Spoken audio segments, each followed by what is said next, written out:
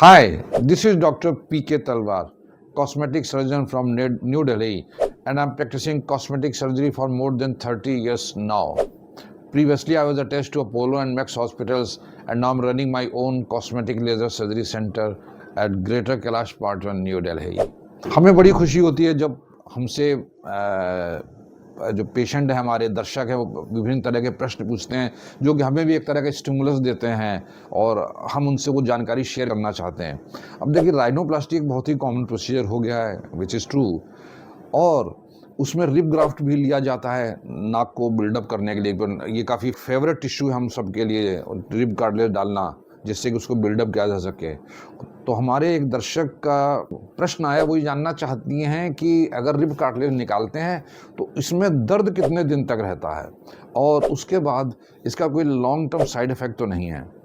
तो देखिए, मैं हमेशा ही कहता हूँ कि जो भी ज़ख़म होता है वो यूजुअली 7 दिन लेता है भरने में, तो 7 डेज़ तक तो में वो ज़ख़म भर जाएगा।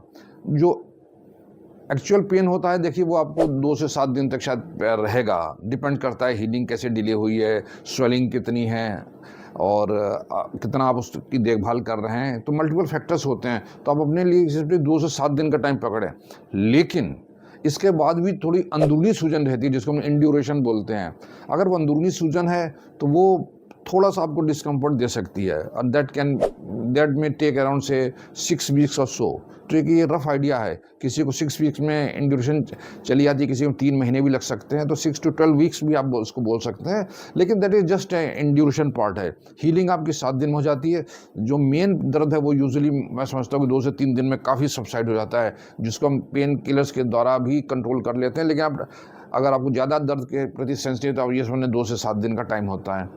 अब रहा कि लॉन्ग टर्म साइड इफ़ेक्ट कोई है कि नहीं है, तो देखिए, इसका लॉन्ग टर्म साइड इफ़ेक्ट कुछ भी नहीं है। रिब निकालने के बाद इसका कोई, रिब कार्टिलेज निकालने में कोई भी साइड इफ़ेक्ट नहीं है। लेकिन एक फाइन एक स्कार रहता है, बस आपको उसके लिए तैयार रहना पड़ता है। अगर एक फाइन लाइन के लिए आप तैयार हैं, फाइन स्कार है, तो उसके बाद आपको लॉन्ग टर्म किसी भी तरह की कोई भी प्रॉब्लम नहीं होती है।